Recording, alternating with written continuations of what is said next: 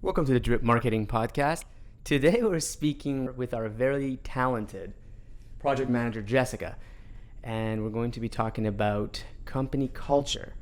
And she has completely revamped how we manage clients, because I used to do it before, and before me, it was another lady who used to manage the projects, and I was involved fully for the year she was with us. With Jessica, I think I stepped back after 2 months or less. Jess, do you think it was 2 months or? Yeah, like by the third month, I was pretty much completely in control. Yeah. One of the reasons I wanted to just oversee what was happening, and I was CC'd in emails and I was watching the tasks.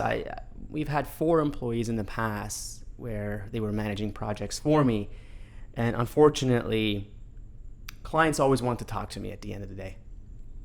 That doesn't happen with you. So I do check in once in a while. I haven't in actually a few months now. I think 3 months ago I checked with one of our clients and they had nothing but amazing things to say. So that tells me that I don't have to check in on you probably ever again. I just pass on the clients and Jessica is good to go. Today we're going to talk about some of her past experiences with other employers, and she has worked in Canada, the United States, and Australia. Excellent. And she's going to introduce herself, where she's been, and how she ended up here. Go ahead. Yeah, so I first started out in Australia. The very first agency that I worked at was a recruitment agency, and they were recruiting freelance tech people.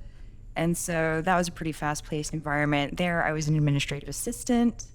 And after that, I then went on to a law firm where I was an admin assistant there. And then after that, I went to Macquarie Group, which was a large investment bank in Sydney, and they have offices all over the world.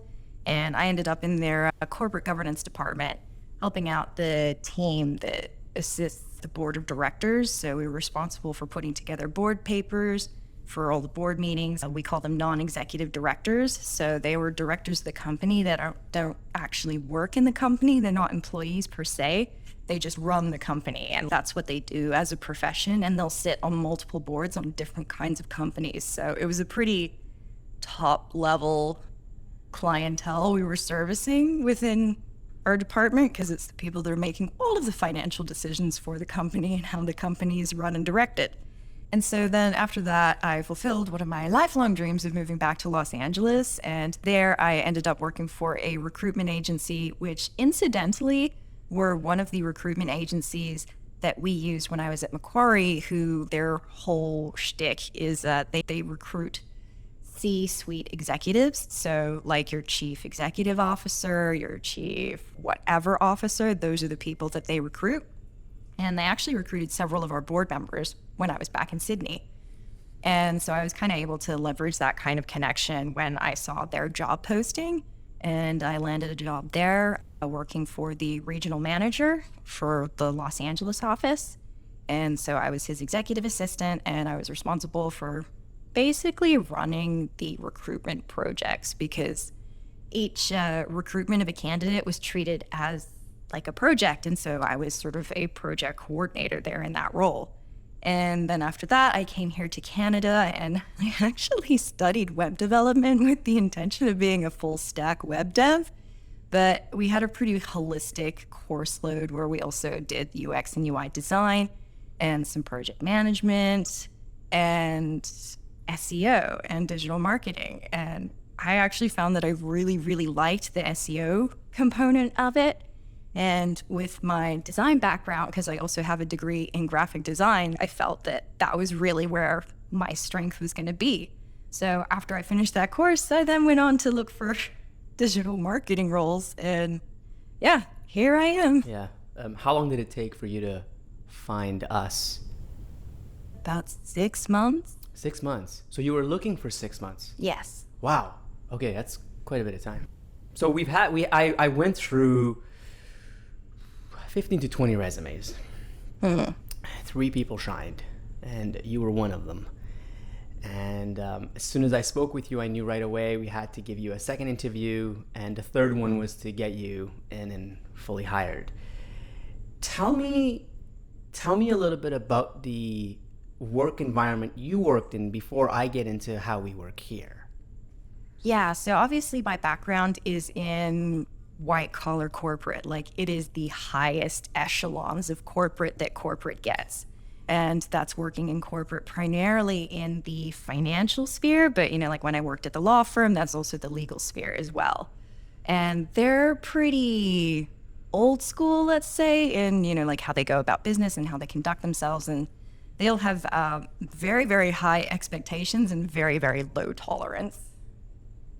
So it was basically an environment where if you are not perfect in everything that you do, that is taken noted of, and you don't want to be noticed like that. What would happen? It would depend.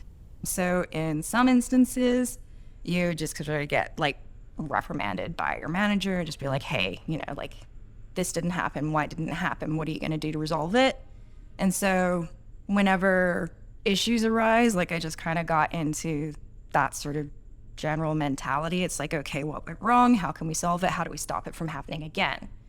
And it sort of helped me to become a better employee. However, it does get a lot of anxiety because you're just in this always on state and you just like, everything must be perfect. I have to think of everything. And so I will have backup plans for my backup plans, coming up with all kind of contingencies.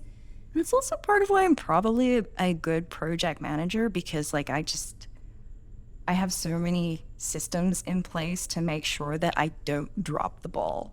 The downside to that is being an incredibly capable person. Everyone assumes that I'm omnipotent and I will never drop the ball. And so if I do, then like nobody picks it up, and it's usually not until it's a really big issue that nobody notices, which isn't great. Yeah, that hasn't happened to us with you yet. No, I try very hard. So like I said, I have all kinds of systems. Like I will use whatever is on hand, because people say, oh, you must have a really good memory because you're so organized. And it's like, no, I'm so organized because I have a bad memory. So I make sure that I document everything. I make notes of everything. I will send myself reminders in multiple different ways, depending on like what the project is or what the task is. So like with our teamwork management software that we use here in Drip, I set up the reminders. And so, like I'll make sure that I remind myself at like staggered events. So, like a week out, 2 days out, to make sure that I'm following up on things. I've also set myself like personal tasks where I make sure that, like, have I contacted one of our clients at least once this week? If I haven't, reach out to them, give them some kind of status update, because we always want our clients to feel like things are moving along and things are progressing. Okay. What about the people you worked with? How are they? I mean, not just the managers. You can get into that too, but let's start with the people first. Well, like the entire environment is different. So the kind of people and personalities is different as well. Because usually workplace environments and workplace culture stem from the personalities that are there in that environment. And a lot of places, they might take the idea that, like, oh, if we put in some kind of policy or procedure that dictates workplace behavior, then all of our employees will just adhere to that and workplace culture will grow organically out of that, which in theory might work, but in practice, I've never seen it successfully applied. And really, it needs to be a top-down tone, where if you have toxic managers who just have the run of the place and get to do whatever they want and say whatever they want, however they want, then that's the kind of work culture you're fostering, where it's like, as long as you're somebody who brings in money or who delivers results, you can do whatever you want and get away with it. Okay. So a little bit about how we started here, okay? I think I started working with, well, it was 10 different names, but with SmartCast Group, I started working with this company and became a partner recently, but that was 8 years ago, if I remember correctly. So I wanted to bring a culture that was free, right? So people can come in whenever they want. They can come in at 1. They can come in at 6 in the morning. Our accountant comes in at 7. Some people start at 9, and some people start at 10. It doesn't really matter. And if they do start at 10, I don't ask them. Well, we never ask them, when are you going to start? Tell us so we know. Usually we kind of get a groove going and we understand what that person is like. For example, our media director, Brian, he doesn't start until later, unless I don't know. I mean, he starts about 10, but he goes for a long time. Sometimes he's working at our property in Langley until 9. So also, sick days. This was a thing before, okay? So some of the people who were working with us asked for sick days. I didn't have a procedure for sick days. I just thought if you were sick, you just stay home and it's fine. It's part of, what we offer to employees. But apparently there's a set number that corporations give, like 6 days a year, which I don't know how they come up with. I mean, I guess maybe they put all the numbers together. The average person would get 6. It depends on the country. So when I was in Australia, you get 8 days paid sick leave per year.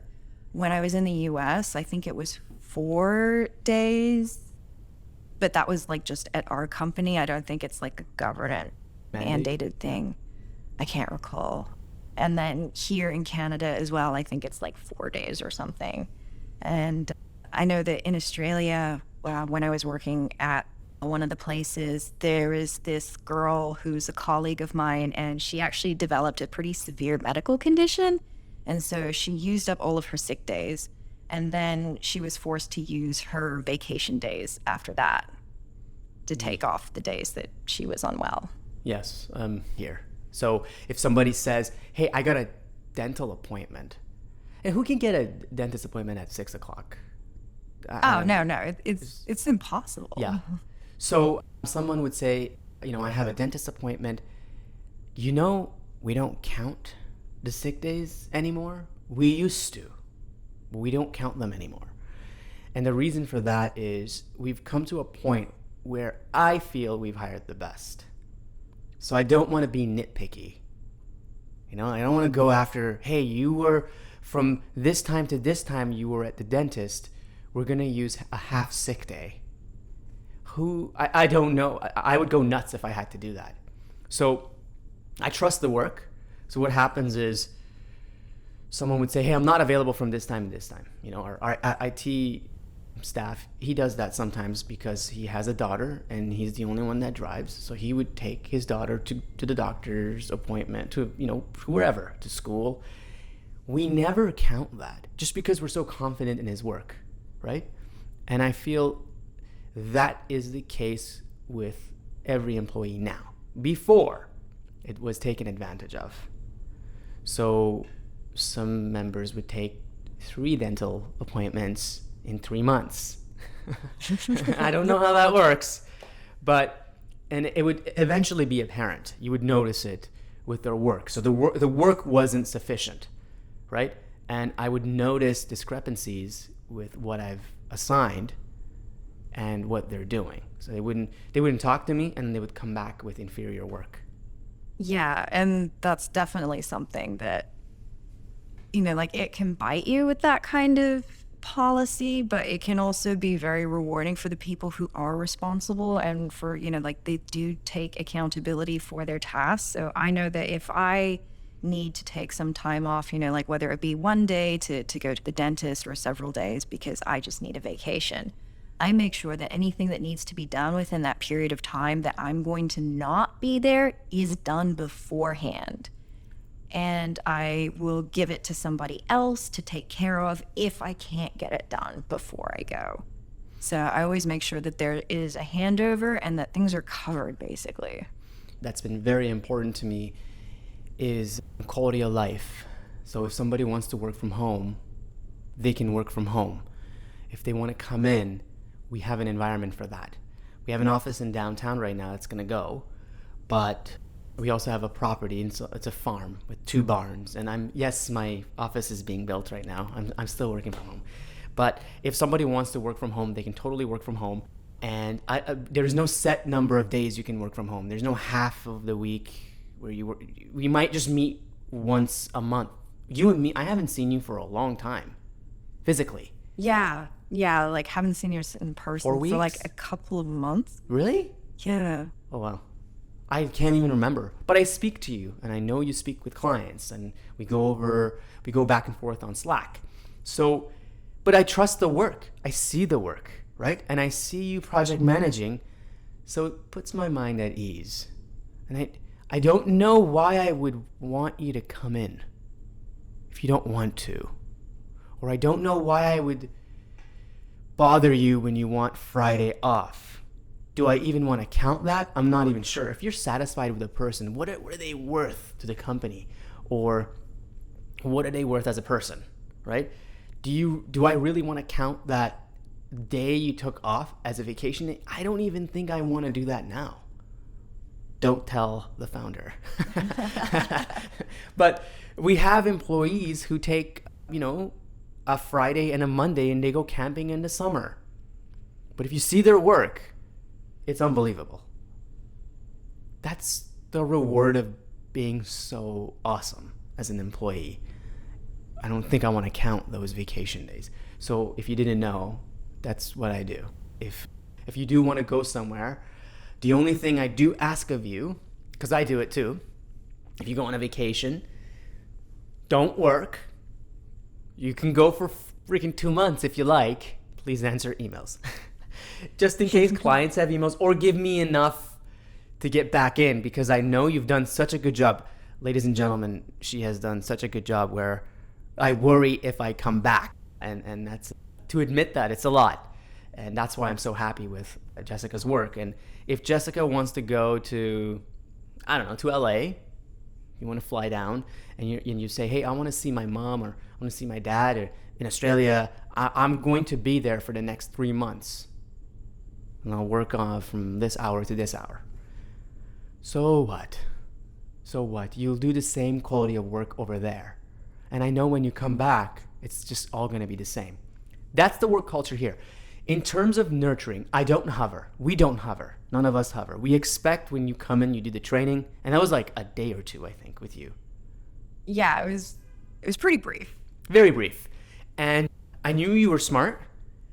And I kind of gave you a bunch of links to go over. And you did. Watched you for like a month. And I'm like, I'm so happy now I can just kind of step back. And I don't know how others do it. I've asked.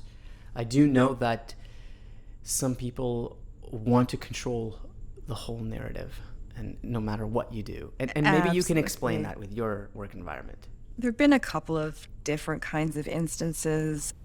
Basically, in all of the very high-level corporate jobs that I've had, people are micromanagers, but it's like this kind of contradiction where they want to micromanage, but at the same time, they're also not interested in your general day-to-day and what you've been doing.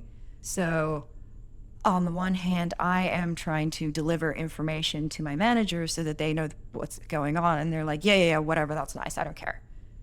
But it's like, but as soon as I don't do that, then they do care. And I'm confused, because then I'm left with, well, what do you want me to do? Like, do you want me to involve you in, like the journey?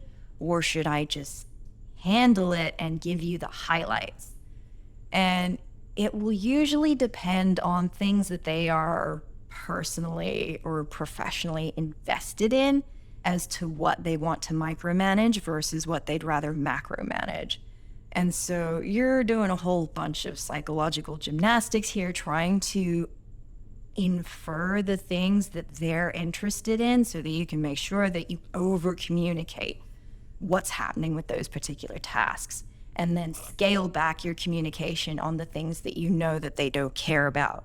And I have also tried asking directly before, because I'm a pretty direct person, and so I figure usually the best way to find something out is to ask them, especially when it comes to someone's opinion on something.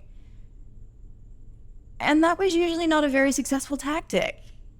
So I had to get really, really good at just inferring things based on how they behaved. And that's really stressful, especially in the long run, because you are constantly having to like watch somebody's reactions and then gauge how you behave based on those reactions, as well as just getting your job done.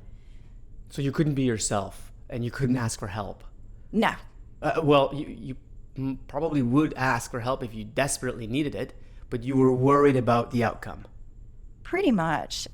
Basically, you could never really ask for help unless you had exhausted every single route that you could take like on your own, and you're just like, I've gotten to a point where I cannot solve this by myself. I have spent 3 hours trying to figure out how to do this by myself. I need help. Whereas like they might think, well, now they've saved me time because I know that all this stuff has happened. Whereas I'm kind of like, but if I had just asked you at the outset, I wouldn't have wasted 3 hours of my time, and we could have had a more efficient completion of our goal because I just needed to ask you something. That's really interesting to hear. I don't know what these people were thinking.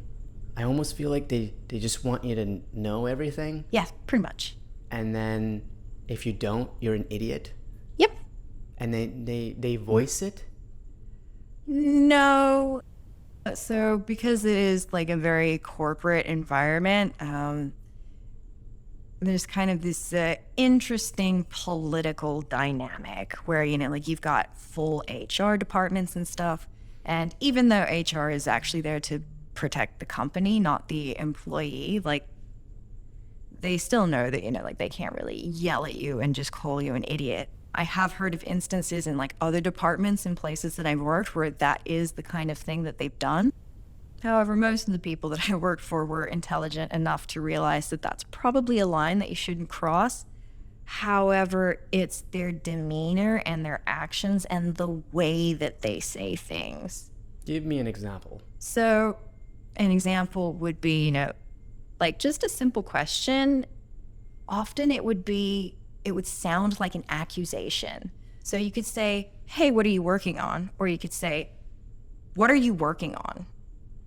They sound completely different. Like in the first instance where you're just like, oh, hey, what's going on? What are you working on? It's just like, can we catch up? I just want to know what's happening. Versus, what are you working on? She's rolling her eyes. When she says that, she's got a frown face. And that's how they spoke, with that kind of demeanor. Yeah, just physical... that tone. And okay. Like the first one sounds like a question. The second one sounds like an accusation where it's like, I don't know what's going on and this is your fault. Yeah, that's not, that's odd. I feel like if you make someone nervous or anxious, they're not going to be as productive, I guess, as much as they can be, right? I mean... For most people, definitely. For me, it was more of a case of it impacting my mental and emotional well-being. So I made sure that I was performing and delivering tasks because there was always a constant fear that my manager was going to be angry with me. And so I would spend my day just waiting for the other shoe to drop. And obviously that's not great for like your mental or emotional health. Like sometimes in really high stress periods, like when there's a lot going on at work, like at the end of the day, I would go home and I would be crying because, like I'm finally releasing all of this pent up emotion from the day, because it's just been so stressful because these people put so much pressure for perfection. And like, I get that it is a high performing environment. However, there is a way to be high performing, but also to be nurturing, like what we have here. So what we do here is, I mean, you're definitely a strong employee. So what I've done is I kind of leave it open-ended. So you'd come to me if you have a question and I would help you, but you don't now, not as much as before. And if you do have a question, or if you've messed up, I don't know. People are human, right? I mean, I do it. Oh, you probably noticed. I do it all the time. I mean, everybody does it. I ask her to assign me tasks, and I don't know where you put these tasks sometimes because I forget. There's a million things going on in my head, and I would send you a text. I did that on Wednesday, and I said, give me a task to put the podcasts on the Drip blog, because I know I would forget. Because if I don't write it down, I'm going to forget. I'm talking to Kevin, I'm talking to 20 different people, and the developers and designers, and eventually I don't know how you. I guess you just put everything down in teamwork, and you'll remember. So in that particular instance, because I was in the middle of something else and I didn't want to lose the thread of what I was doing, I actually set myself a Slack reminder to look at your message in a couple of hours. Yeah, I do that too now, by the way. I actually write down a message to myself. I put it in my own name. You know that Slack has your own name. You can put a message. So I check that often now. Like, okay, because I send the message, but I would sometimes send it to you because your name is right at the top for me. Yeah. So that's how I get reminded by Jessica sending me. Well, I send her a text, and then she puts it as a task, and now I have it and I remember. But if there is something I'm unhappy with, it's rare. Sometimes it does happen. I just form a question. Hey, what's going on here? And then you would mention, okay, I'm working on this, this, and this. And I say, okay, don't do that. Let's put the developer here. It's more important. And that's the end of it. I don't know how I would make you anxious by saying something like that. I mean, I could say, what the hell are you doing? Why would you put this person here? And you would say, but you never told me that's important. You should have assumed. Right? But I don't do that. That's the kind of environment, though, that I came from. Mm-hmm. Yeah. So one of the managers, she would tap you on the shoulder and be like, can I have 5 minutes? And you never knew what those 5 minutes were going to be about. It could be she wanted to chew you out away from everyone else. Or it could be that she just wanted to ask a simple question. And like sometimes it's, like, oh, hey, my iPad is broken. Do you know what this button is or how to fix it? And then sometimes it's like, why did you do this? Why didn't you tell me that? So he never knew what it was going to be. So every time I got that tap on my shoulder, instant anxiety spike.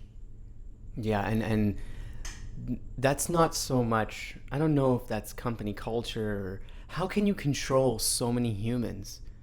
So many directors and, I mean, high-level people. How do you control their emotions? What's going on in their homes? I wish we can all come to work and leave that behind, because it happens to all of us, right?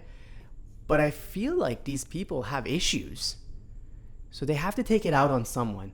So you might be great for 4 days, but you might make one small mistake on the 5th day. They don't see the 4 days. Oh, absolutely.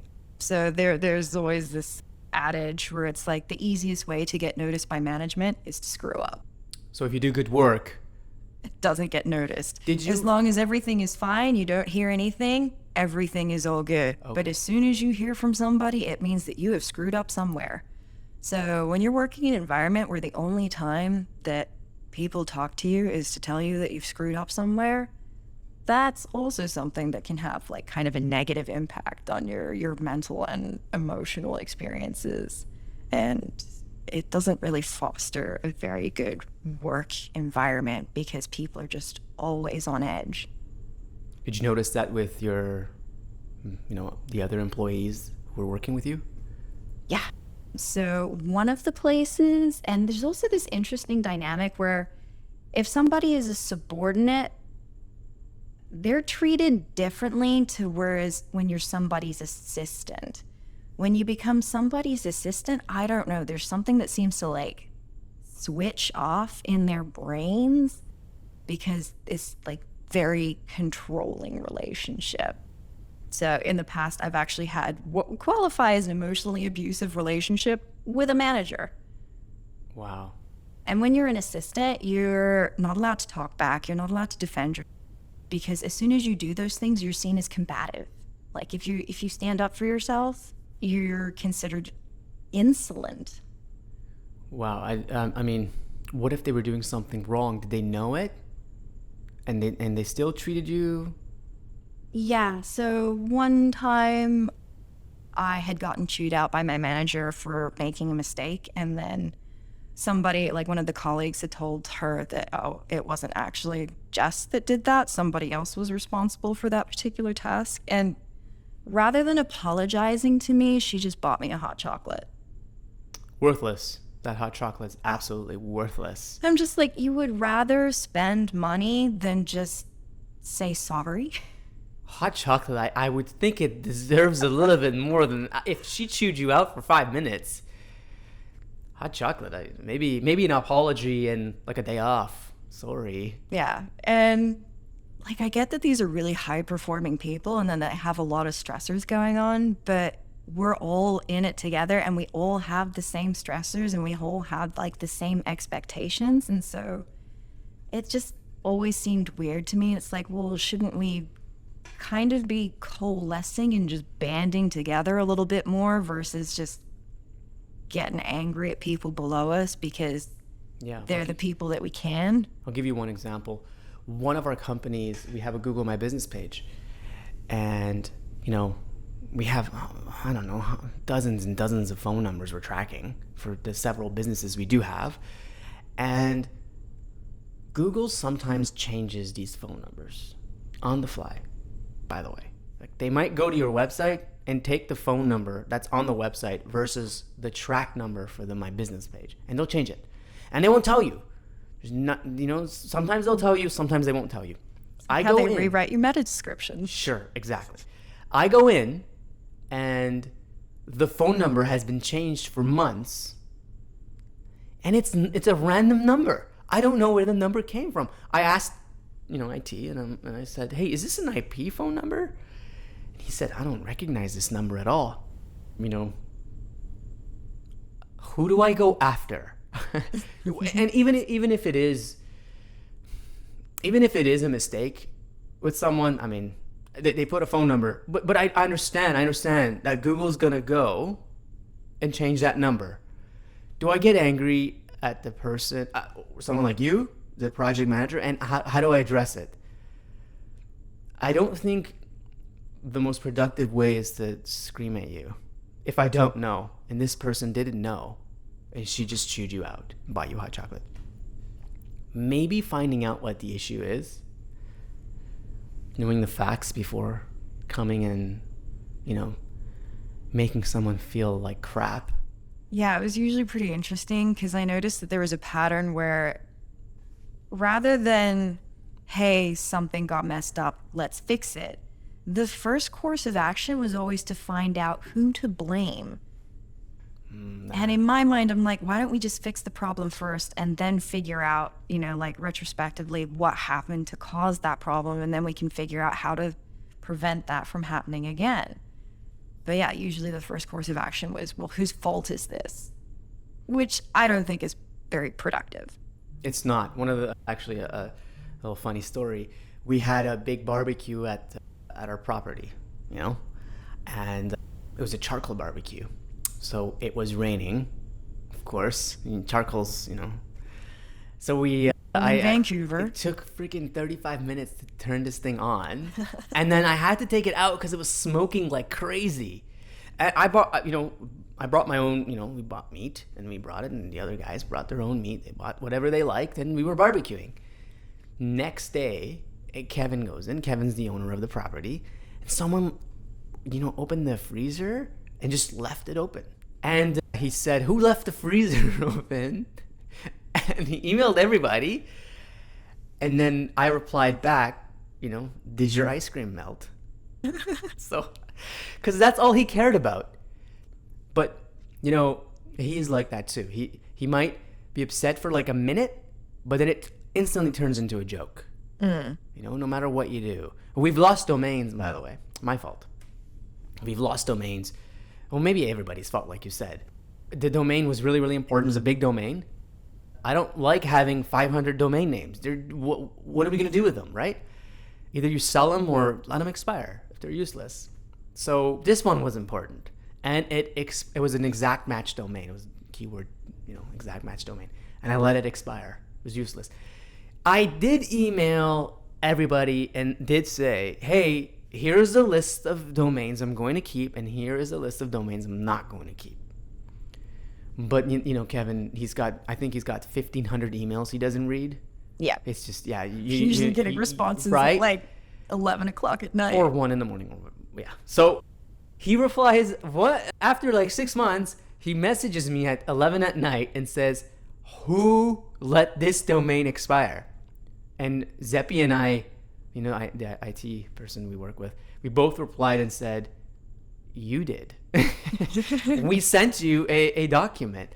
And he's like, "Why would we let this domain expire?" But I replied with a joke, and that was the end of it, right? Yeah, see, whereas places that I've worked, that would have been completely unacceptable. And it would have been my fault for not reminding him and getting a confirmation from him personally that that was okay. So yeah, that's the kind of stuff I was dealing with. I would call that toxic. That is absolutely toxic. If you send 2 emails, we've done that multiple times with me. You've done it with me, you've done it with Kevin, and you send an email, he won't reply, and I tell you, hey, call him or text him. He replies with texts, right? Usually, a hit or miss. Hit or miss. Yeah, he's all over the place. So, but if something happens, he'll come to me, right? If you mess up something, he'll come to me and say, "Hey, why did Jess do this?" I'll explain. You're rarely ever going to hear from him other than him saying, "I've heard you've done a fantastic job, so here's a bonus." Something like that, which is coming. And that's how we've always worked here. And when somebody does screw up, yes, we do. There's been many cases where we've been very, very angry. We've made sure we've been angry. One example is our software engineer could not launch something we wanted for months, now a year. And it came to a point where we spoke with him, and he said that he couldn't finish. He just couldn't. He misread the project. He took on too much, and he just resigned himself. But we didn't make his life a living hell. We're all learning, right? Yeah. And it's not like I hired 5 senior software engineers to work together. This guy was on his own, and he was putting a team together. So yeah. And like, I know that there were communications leading up to that point where it's like, "Hey, how are you going? Do you have everything that you need? Is there anything that we can do?" Because I think that with like any kind of issue with that, it's like, don't just accuse people straight up. Like, figure out, are they missing something? Like, do they not have a key component that they need to be able to complete this task? Or perhaps, like maybe something is going on in their lives and you're just like, "Hey, is everything okay at home? Like, I know that you said that this was going to happen, but stuff is falling through the cracks. And I just want to make sure that, like, are you okay? Do you need anything? What can we do to get this to where we need it to be?" And when it gets to the point where you've had multiple conversations like that with somebody, then it's definitely like a failure on their part. Yeah. And we've done that. Sometimes I'll be honest with you, we've gone too far sometimes with that. We've given 7 chances sometimes. I've counted 7 chances sometimes. One time, one engineer, we gave him 2 years. Wow. And he just, because here's one issue we have, and I'll be perfectly honest. We emotionally invest in these humans we hire. There's a positive and a negative to that. The positive is we become almost friends, which is also the negative, right? We become close to these people. We invite them to our barbecues, which is normal. Everyone should do that. And then we get to a point where we do not separate business and that emotional attachment. And that's what we're working on right now. We're trying to not have that happen again. So if mistakes happen, we speak to them. We don't want to go past 3 times of speaking to them. That's how we get actually work done. We actually go to them and say, "What do you need? Tell us what you need. We will invest in what you need. Is it education? Is it time off? Do you need to speak to a psychologist?" We've done that too. And we'll pay for it. We'll pay for it.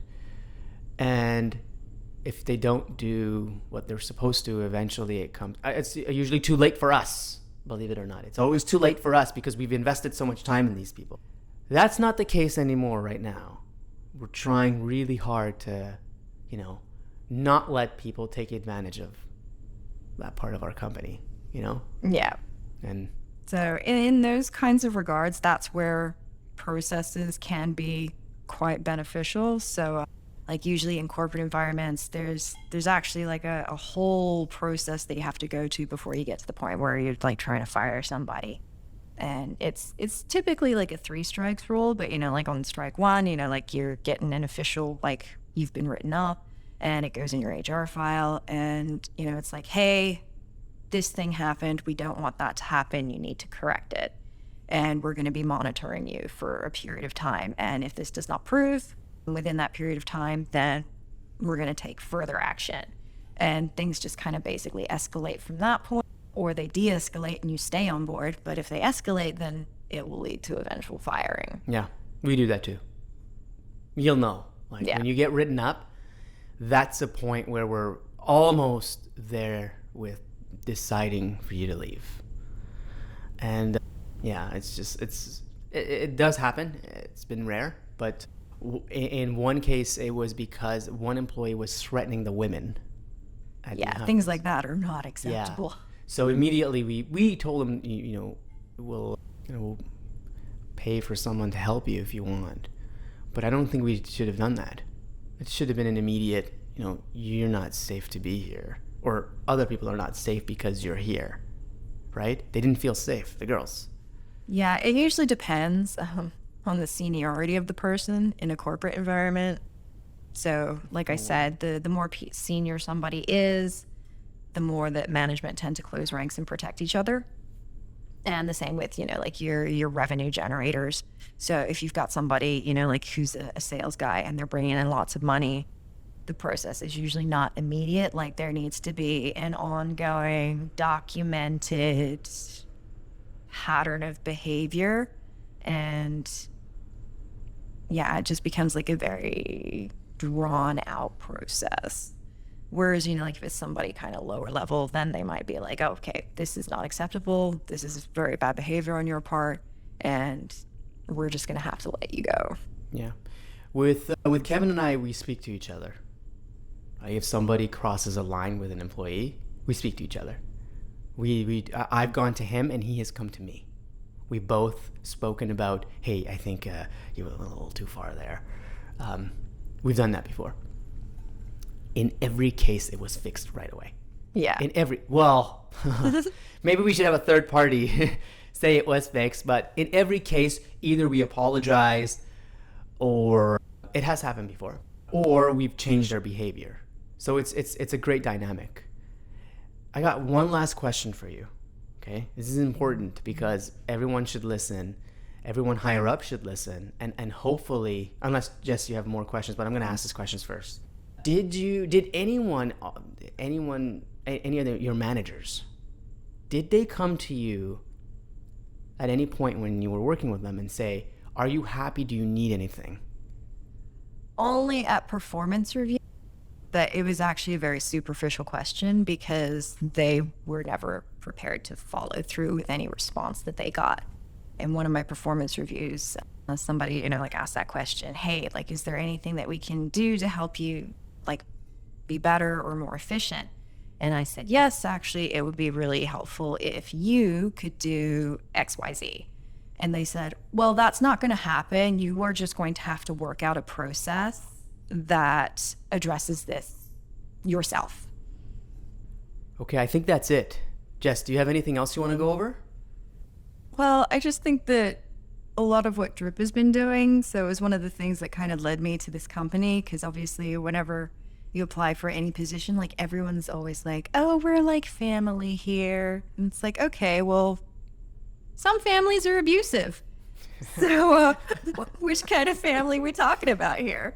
And of course, obviously, you don't understand what everyone's like until you're actually 3 months into the role. And by then, it's usually too late. So I think that what we've got going on here is definitely a recipe for success when you have the right people. Because as you said, there's definitely people that do take advantage of that. But as long as you have employees that take responsibility for their work and they take accountability for their work, then it's something that allows people to flourish, because whenever you've got somebody working for you, you're asking for a significant portion of their life. And so if you're not really willing to have kind of a give and take relationship, then it's a one-way relationship, and those are never good. No, they're never good. And yes, Kevin has always said, when we hire people, I want to trust them with the key to my house. Maybe it was a little too much, but I don't think I want to give my key to anybody. But It's Canada. You all leave your doors unlocked, don't you? yeah, we do. We don't, especially where I live now. In downtown, you gotta lock your door. But maybe not in Langley. I don't lock my door in Langley. Not always. Garage doors open sometimes. We do have property theft, but that's besides the. But yeah, that's something we're working on very hard, because we know, and I know, that if the employees are happy and if we enjoy spending time outside of the office together, I think we've won. And it took a few years to find you guys, okay? You and Brandon, and Josh, and Brian and Zeppy. It took a long time to find these individuals. We don't need a corporate letter about how work culture should be. I don't know. I mean, respect your, coworker. I know. You think it would be as easy as just don't be a jerk, right? Yeah. But I do feel like when we do get bigger, I don't know how I would have this company culture with like 100 people. Yeah. So I think that in order to scale it, it's all about communication. So it's like, this is what we expect from you. And if we don't see this from you, these are the consequences. Yeah. And I don't want those consequences to be applied to everybody else because you suck. Like if you mess up your work and you don't, you work from home but don't work from home and you're just messing around. I don't want to just take away work from home for everybody, for 60 people. You're just going to get fired eventually, right? Yeah. The thing, like it's a work focus rather than a time in office. You got it. I do think that the 5-day, 9 to 5 work day, work 8 hours a day, it's full of shit. I don't think it works. Well, it doesn't make sense, and it also especially doesn't make sense to me when you factor in, like back in the 50s or the 70s and stuff, before computers were widely available. Like, we can get so much more done in a day, and yet instead of then reducing the number of days that we have to work, people are expected to do more. I know your hours. You do more without me asking you to put in 8 hours or 4 hours but I do hope I do hope you take some time off, and you kind of delegate all your tasks, and then you just manage a little email here, and you can just shoot off to LA. I know you like LA, and or I don't think you're gonna go back to Australia. No. You don't. She does not like the heat, and people in Australia, or I don't know, they don't have air conditioners. So I've heard. No, it is not the default for homes in Australia to have air conditioning. Well, there you have it, everybody. Thanks for listening in. And if you have any questions, please leave a comment below. Until next time, catch you all on the next podcast. Take care, everybody. Bye.